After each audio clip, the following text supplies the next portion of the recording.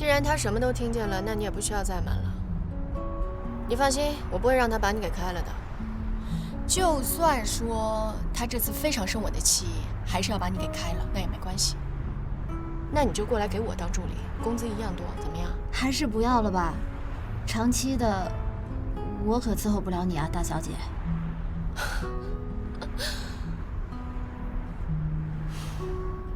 其实我又不需要别人伺候我，我就需要有一个人陪我而已。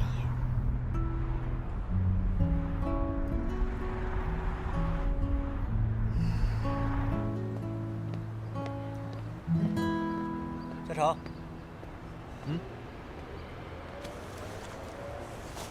我说你刚才打球的时候心不在焉想什么呢？我就是觉得，好像自青林回来以后，我感觉我和小晶两个人分别在不同的方向和轨道上努力。你这个叫婚前恐惧症。但是呢，有句话我得告诉你，如果你现在真的选择跟他分手了，我不知道你的成就感去哪儿找。想想吧。难道又和嘉诚在一起？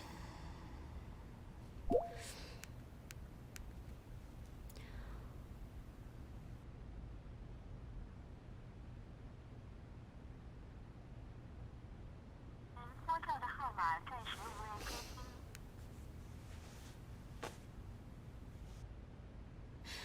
上次我来试婚纱的时候，有一个女孩跟我一起来的，你还记得吧？哦，我记得那个女孩。我好像还让你给她拍照片了，对吧？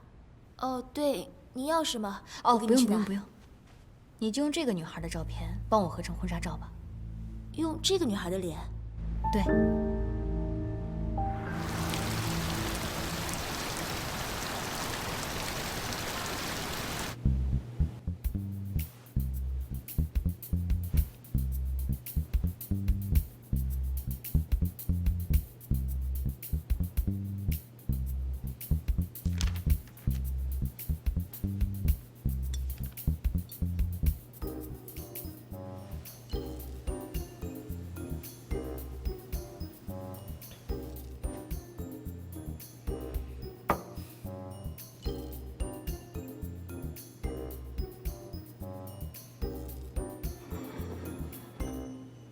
给我加点水。哦，好。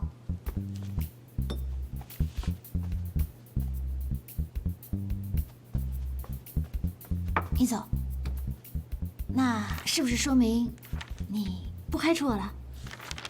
文文不会同意的。我跟你说啊，一走，你真的好了解赵文文，你知道吗？刚才我送她回去的时候，她也跟你说了一模一样的话。那你觉得他有能力摆平这件事吗？站在你的角度来看呢，不能。啊，但是呢，你知道那个男人吧？他其实一看就是一个非常没有担当、没有教养的男人。文文现在已经看到了，我相信他一定可以想明白的。只是吧，你也知道，女人在飞蛾扑火的时候，往往就会失去理智，做出一些自己都会觉得莫名其妙的事情。但一旦冷静下来之后呢，我相信他一定可以做出最正确的选择。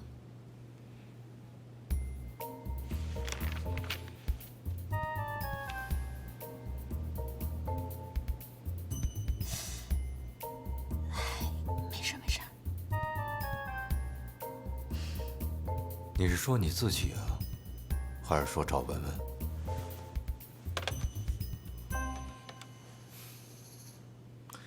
把急救箱给我拿来。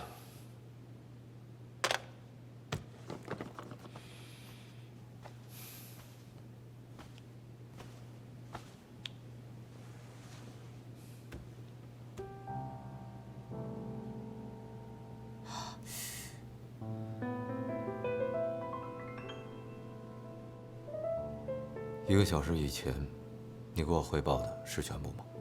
绝对是全部，所有细节都没有落下。劝他把酒戒了。这，只能要易总自己命令他了。于总，急救箱来了，急救箱来了，你怎么了？啊，你没事吧？给，有哪个？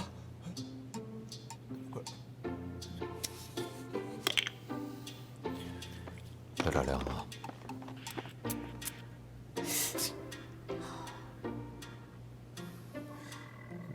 师姐，你手怎么了呀？哎呀，这就是你的不对了。你这犯了错误，你也犯不着摧残自己的手吧？易总，张凯在上班的时候，他看热血漫画。喂，我是在关心你，当着易总面你打我小报告。还好，骨头没什么事儿。漫画出到多少回了？报告易总，出到278回了。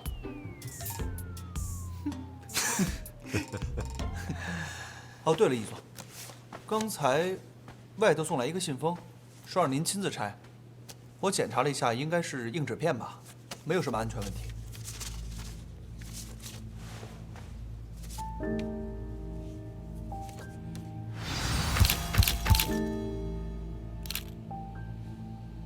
我竟然看到有一个人在偷拍赵文文和李亨利，全身黑色，黑帽子、黑衣服、黑鞋子，穿得跟个黑衣侠一样。果然拍的是赵文文啊！谁呀？一个穿着全身黑色的人，还戴着棒球帽，那天就在咖啡馆门口就逮着赵文文拍。你都看见他拍了，你不抓他回来？那天我的注意力全都放在他晕倒的事情上了，我马上就送他去医院了，没顾得上。你觉得这是谁干的？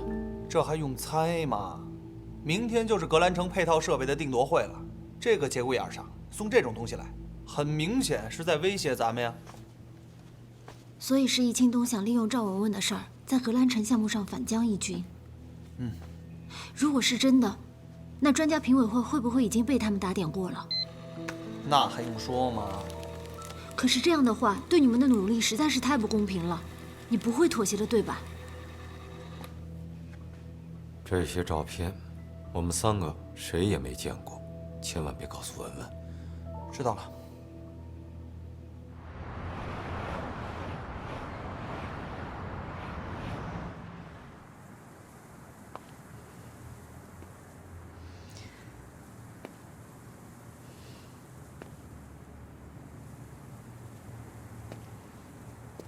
小静，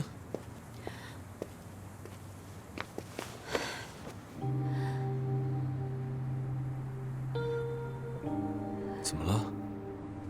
发生什么事了？小静，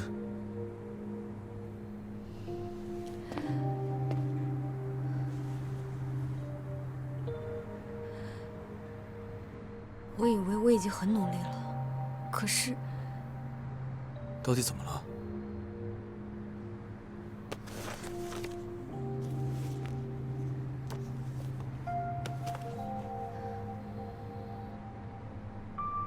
我一直觉得我们2个人很快就要结婚了，他就能把触角伸向易总。可我没有想到，他什么都想要。他得不到的，也不让别人幸福吗？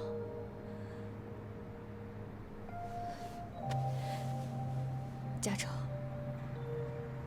这个女人太可怕了，再这样下去，我怎么能够踏实啊？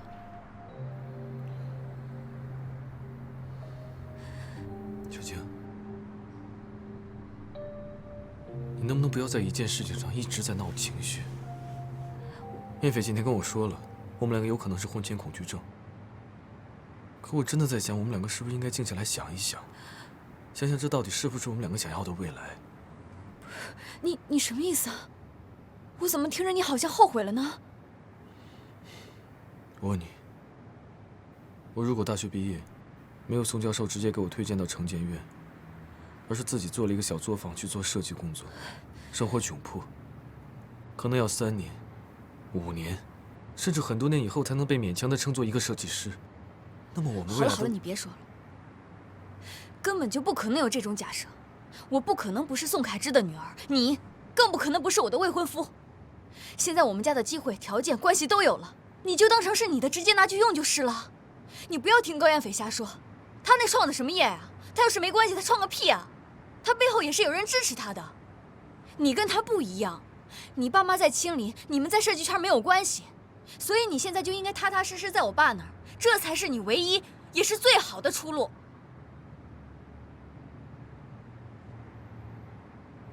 小琪，你是不是觉得，如果我离开你，我什么也不是？这不是觉不觉得，我觉得这没有什么不好的。反正这件事不能就这么算了，这种靠男人上位的女人太可怕了。叶嘉诚，你必须离他远一点。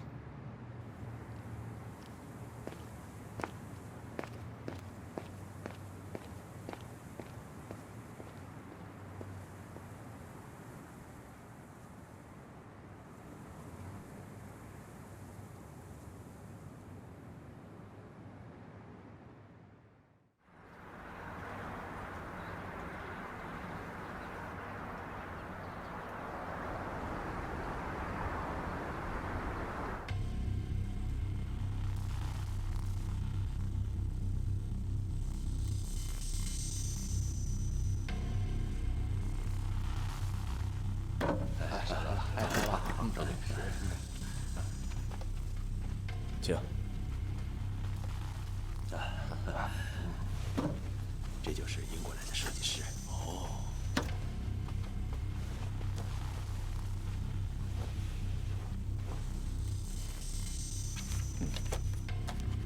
外来的和尚会念经嘛？啊 ，OK。董事长，董事长。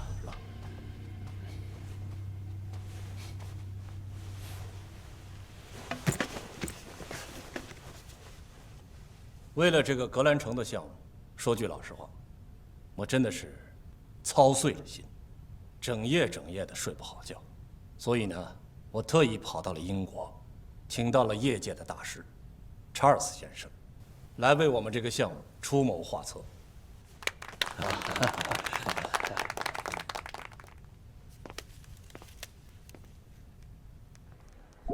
开始了没有？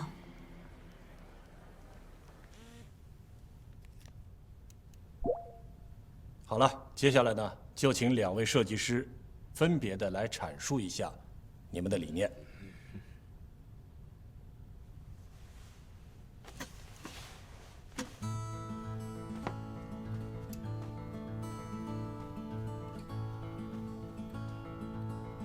在座的各位前辈，大家好，我是城市建筑设计院的设计师叶嘉诚。我的设计理念是 极简环保的邻居，第二个家。大家可以通过 PPT 看到，我对中央配套的一个设计是硬成一个椭圆体，总共6层，地下2层，地上4层，顶层会有阳光玻璃顶。整个中央配套设计应该有3个出入口，每一个出入口都会有玻璃长廊联合组成，其中一个入口向内延伸30米，则可直通小区中央内部。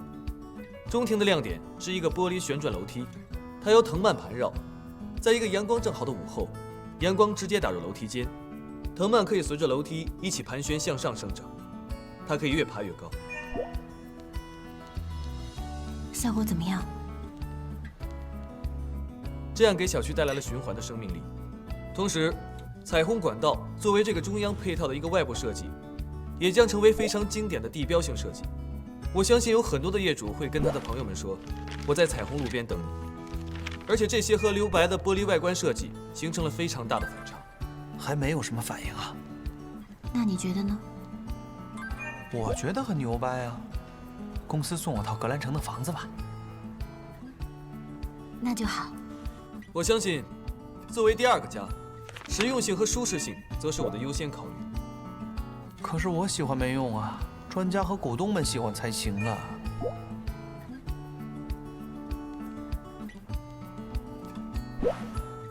谢谢大家。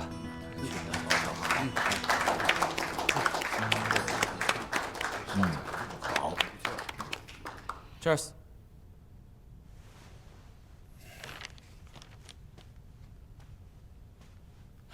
Thank you. It's fantastic. Thank you. I love it. It's your turn. Thank you. Thank you. Dear respected, my name is Charles Bean, It's a pleasure to be here today and introduce to all of you my concept design. My concept design is about the London.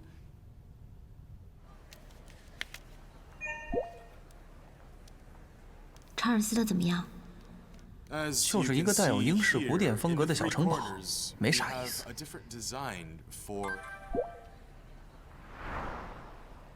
那你觉得我们有优势吗？ Like I've mentioned before, they are all different styles with different concepts. 比叶嘉诚的要显眼一些，因为最高处有6层，是瘦高型的，有点大笨钟的样子。易总怎么看？ As you guys can see, like I've mentioned before, they're all different styles with different concepts, and I believe you will like them all. 我哪知道啊？他面无表情，听起来很认真。我怎么有一种不好的预感？ It is unique and special. Thank you. Thank you very much.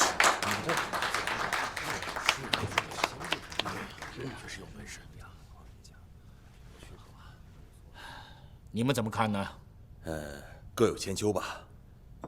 还是由专家说说吧。我个人比较喜欢第一个叶设计的方案。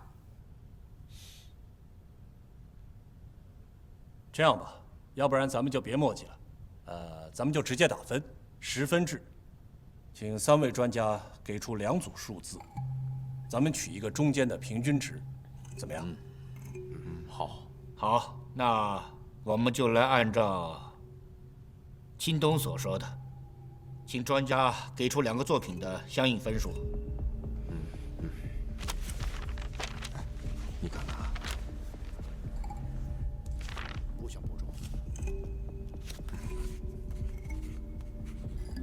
请亮出叶设计的分数。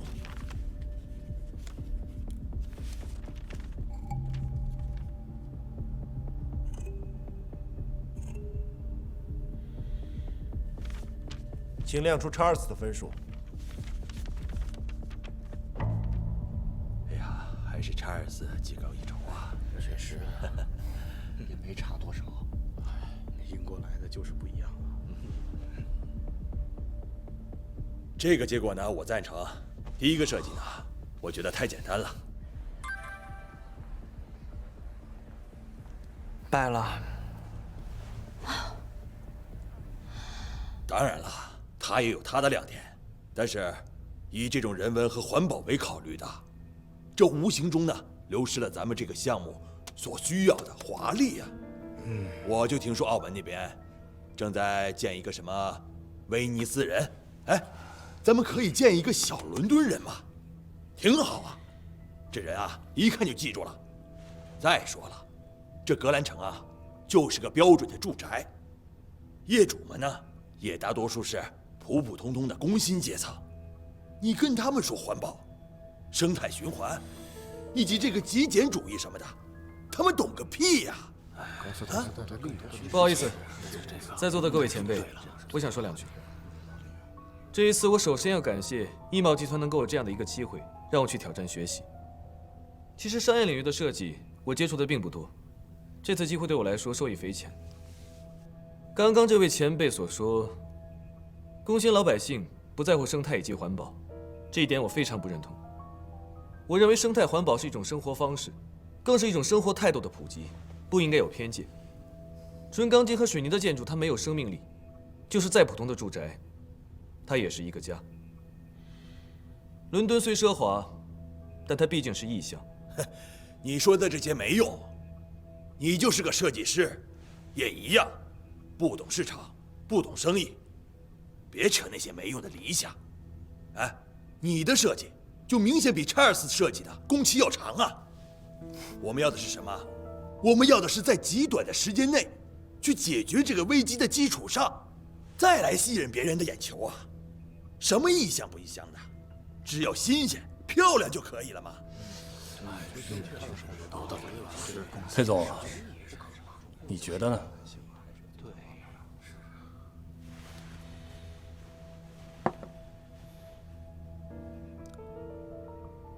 我相信， 3位专家给出的结果。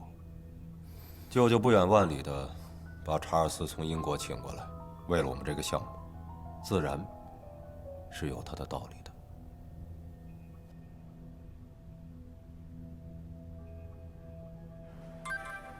易总也没反对。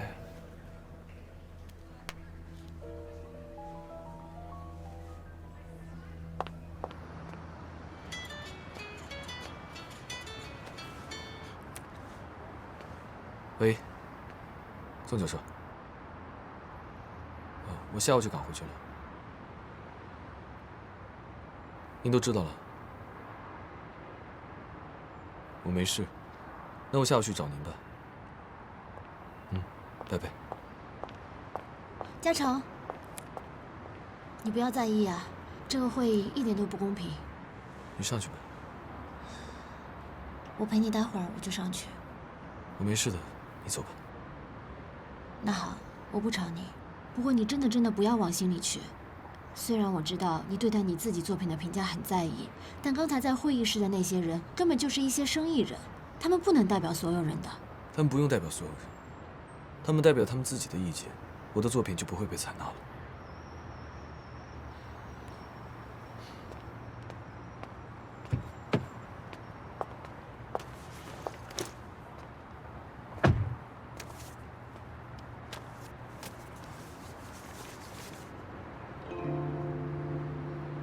为什么会有这个照片？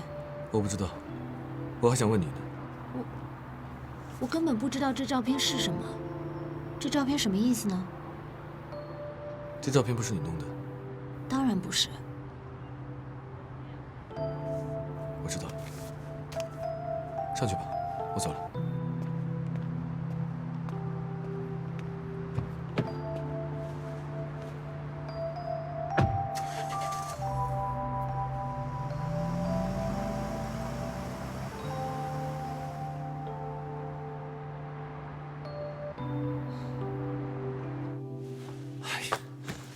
易总，咱们就这么轻松的让易新东占上风了？这董事长还把赵总给请过来了，这是为什么呀？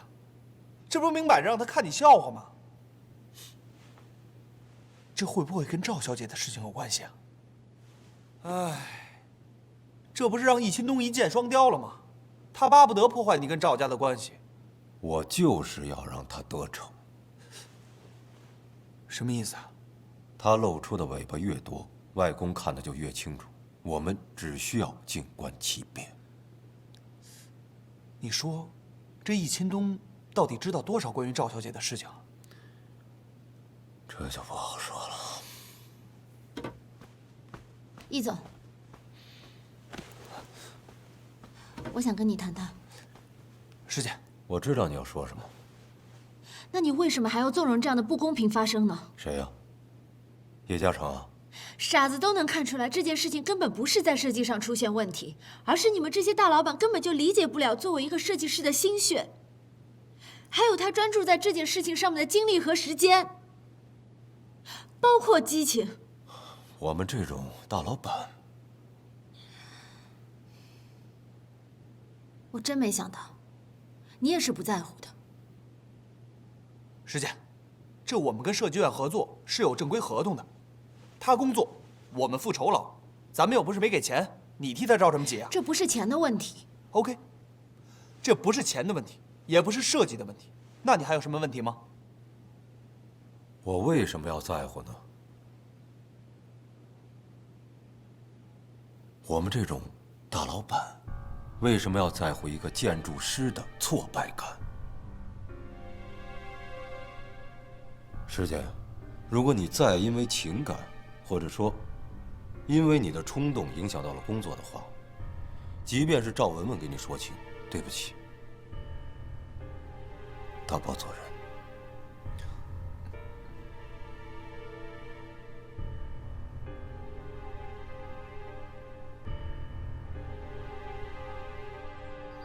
怎么样？是不是感觉受到了打击啊？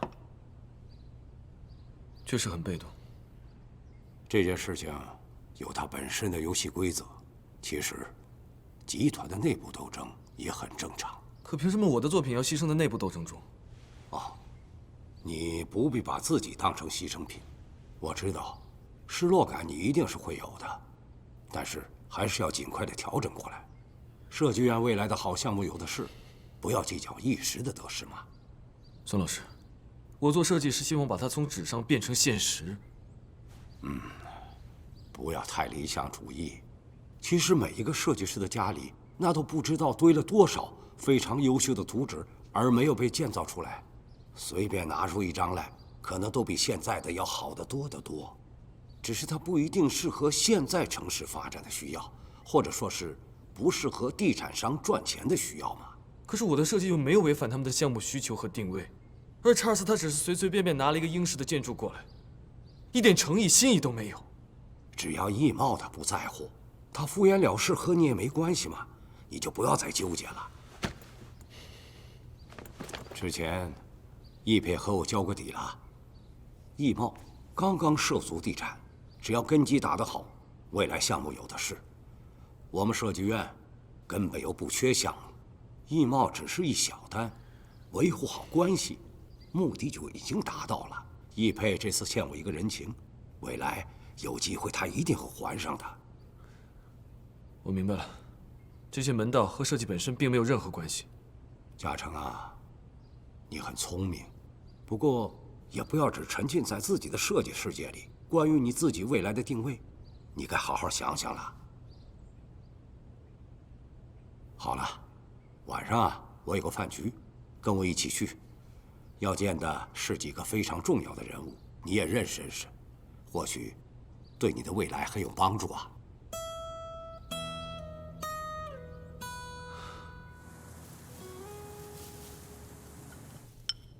来吃点。是的，阿姨。小姐，来，你也来一点。谢谢妈妈。阿姨，等您身体恢复了，你也教教我做菜吧。小姐这明显已经出师了，她烧的菜好香啊。这是小事，你常来，阿姨教你啊。阿姨啊，是担心石姐，你看她工作这么忙，身体会不会累垮啊？可不是嘛。今天呢，我带了红豆奶茶，等一下小客呢就喝一口。小姐，小姐，小姐，有心事啊？想什么呢？哦，你今天别回学校了，就住这儿吧。本来我也没打算回去。来，那我妈交给你了，等一下别让她洗碗，我出去一下，回来我来洗。你怎么又出去了呢？你们公司也不能这么用人呐。阿姨，不用担心，不一定是公司的事儿哦。哎，看样子这红豆奶茶就我一个人喝了。对，来，干一个，来，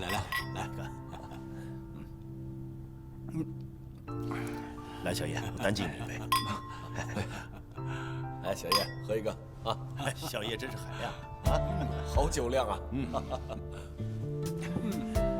孙院长，来，哎，我敬你一个，来，加上我，孙院长，来，干！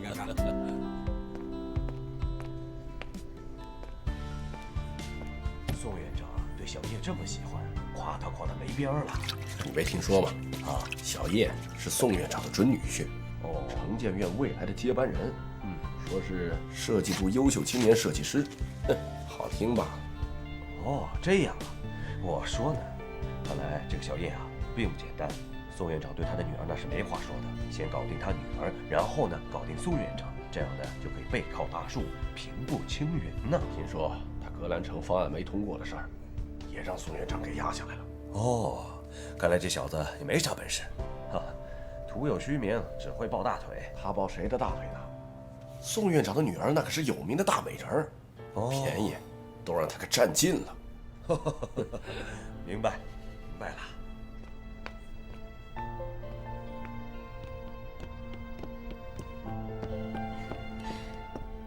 哎，嘉诚，你怎么出来了？是不是来接我的？我不想进去了。怎么了？结束了？没有，宋教授还在里面。你进去吧。嘉诚，我知道你在艺贸输了很不开心，不过这又不是什么大事，别太在意嘛。那你觉得什么才是大事？里面的饭局对你来说才是至关重要的大事，这关乎你未来的发展。好了，我们进去了，别让叔叔他们等太久。走，走。别想了，嘉诚，有得必有失，我觉得这也是好事啊。刚好你可以跟我踏踏实实准备英国的设计大赛。再说了，院里的设计项目那么多，你想做哪个，我让爸爸推荐你做不就好了？不就输了一个配套建筑的设计吗？没什么大不了的。我出去透透气，你先进去吧。哎，嘉诚。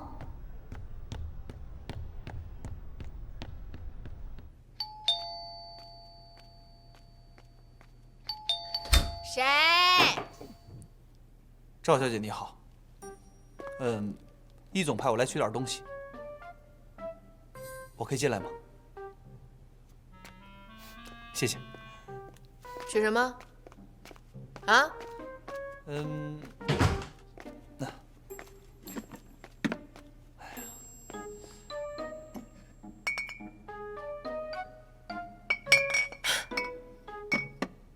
原来他不想让我喝酒啊！你回去告诉他，我喝多少酒跟他没关系。不是，再说了，你们把这些酒全部都拿走，我自己不能买啊！幼稚。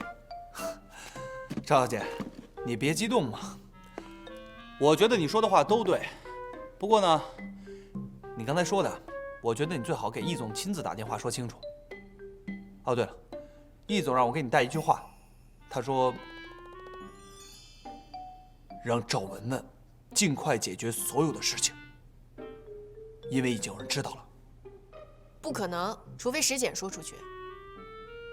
赵小姐，你已经被人跟踪了，易总很担心，你得收敛点。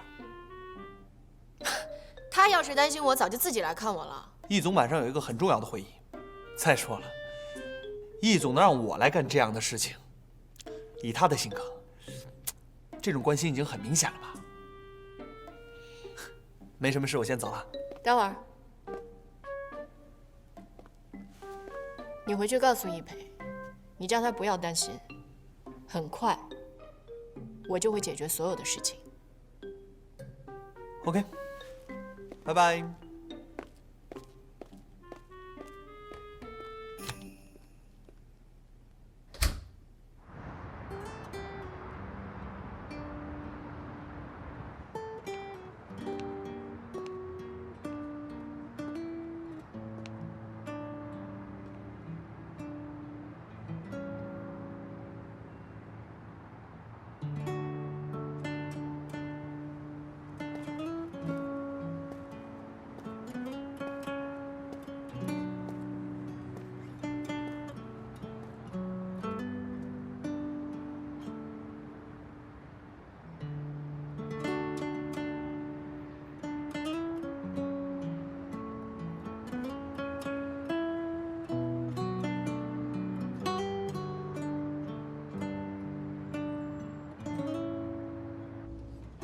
原来二位都认识啊！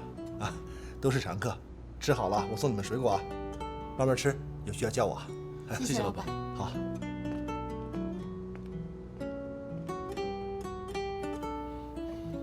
那张合成的婚纱照，不是我。我知道。还有今天医贸的那个结果，也不是你。我也知道。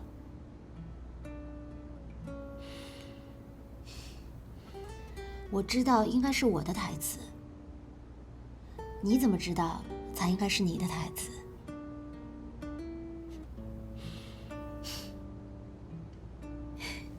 快趁热吃吧。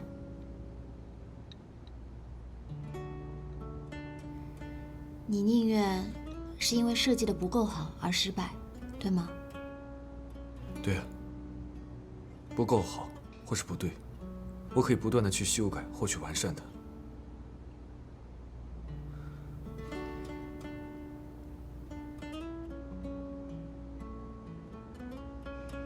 觉得你只是想做一个单纯的建筑师。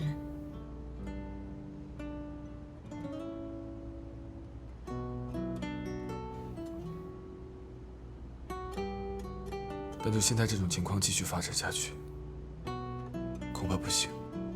其实不难。你不了解情况。我不了解不重要，但是比起你的理想和你想成为的人，那些更重要，不是吗？我看过你的研究生毕业论文，那些你自己写的内容还记得吗？过去这么久了，你最初的理念，总有一天一定会实现，相信我。马上到了，不要睁开眼睛哦。还未到啊？到了，准备放手了。嗯。3、2、1。哇！怎么样？这是……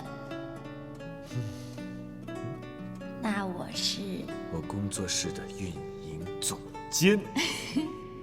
恭喜李嘉诚，终于达成了愿望。现在不是还有你吗？是我们2个人的愿望。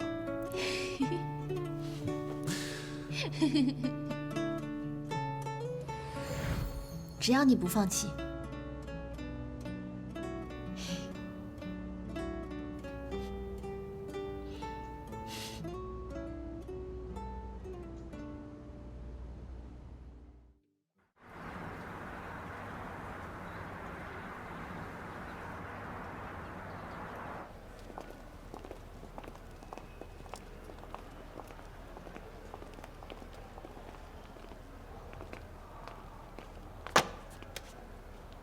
他们就这么把格兰城的项目拱手相让了吗？评选结果都已经出来了，板上钉钉的事儿。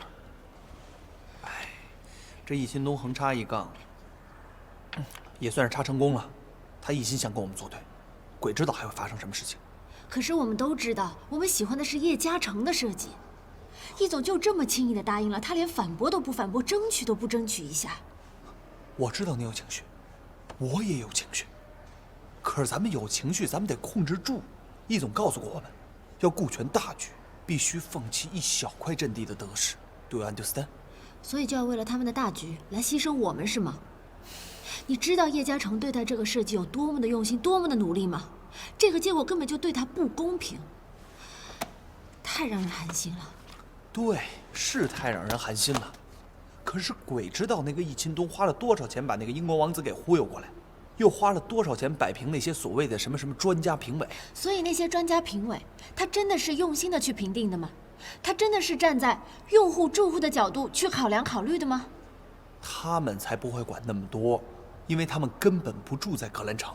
是啊，所以我们问题就在这儿。真正住在格兰城的是每一个业主，那我们凭什么要去听那些所谓的专家的意见，而不听业主的意见呢？如果我是这个业主，我当然也希望我可以对我生活居住的小区的环境设施有我的发言权和选择权啊。你说的都没错，可是我天真的师姐，你站在开发商的角度想想，哪个开发商会自找麻烦去问业主的意见呢？业主众口难调。那为什么我们一茂不可以呢？